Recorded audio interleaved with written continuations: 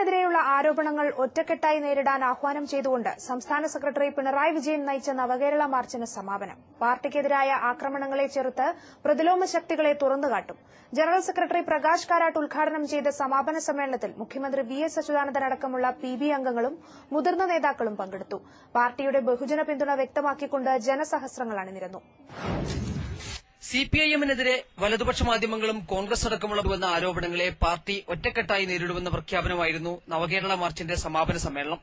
സമാപന സമ്മേളനത്തിൽ പാർട്ടി പ്രവർത്തകരെ അഭിസംബോധന ചെയ്ത നേതാക്കളെല്ലാം ജനറൽ സെക്രട്ടറി പ്രകാശ് കാരാട്ട് ഇത് ജനങ്ങൾ ചെറുത്തു തോൽപ്പിക്കുമെന്നതിന്റെ തെളിവാണ് നവകേരള മാർച്ചിന് ലഭിച്ച വൻ സ്വീകാര്യതയെന്നും പ്രകാശ് കാരാട്ട് പറഞ്ഞു. എല്ലാ മേഖലയിലും ജനവിരുദ്ധ നയങ്ങൾ തുടരുന്ന കോൺഗ്രസിന് ബദലായി മതനിരപേക്ഷ സർക്കാരിനെ 2009 സിപിഐഎം അധികാരത്തിൽ കൊണ്ടുവരുമെന്നും കോൺഗ്രസ് തന്നെ ഇതിന് അവസരമൊരുക്കിയിരിക്കുകയാണെന്നും കാരാട്ട് പറഞ്ഞു. ഒന്ന് പാമോയിൽ കേസ്, അതുപോലെ തന്നെ ഇടമലയാർ കേസ്, വേറൊന്ന് ബ്രഹ്മപുരം കേസ്. ലക്കിൽ ലഗാനുമായി ഇല്ലാതെ നടത്തുന്ന ആക്ഷേപങ്ങളും ആരോപണങ്ങളും നിർത്തുകയാണ് വേണ്ടത് എന്ന് ഞാൻ ആ സുഹൃത്തുക്കളോട്. KG Dinakar, news bureau, Thiruvananthapuram.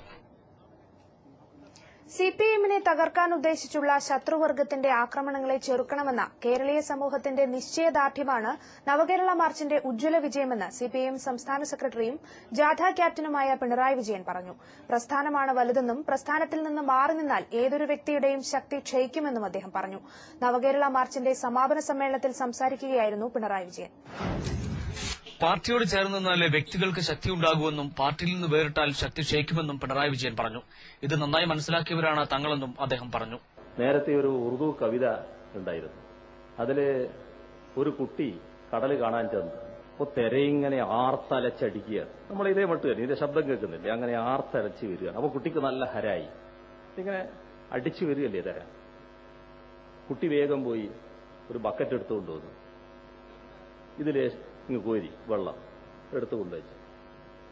അതിങ്ങനെ നോക്കിക്കൊണ്ടു അടിക്കുന്നില്ല, ഇത് തിര വരുന്നില്ല. അപ്പോ കുട്ടി പറഞ്ഞു, എന്താ വെള്ളമേ നീ അടിക്കാത്തത്, നീ എന്താ തിരയാകാത്തത്, നീ എന്താണ് ആർത്തലച്ച് വരാത്തത് എന്നൊക്കെ പറഞ്ഞിട്ടുള്ള കുട്ടിയുടെ വലിയ വിഷമായി. പിന്നെ കുട്ടി കരച്ചിലായി, വല്ലാത്ത പ്രയാസമായി. അപ്പൊ ആ വെള്ളത്തിനൊരു ദയ തോന്നി. വെള്ളം പറഞ്ഞു, അല്ലയോ കുട്ടി, ഞാൻ സമുദ്രത്തിന്റെ മാർത്തട്ടിനോട് ചേർന്ന് നിൽക്കുമ്പോൾ മാത്രമേ തിരയാകാൻ പറ്റൂ.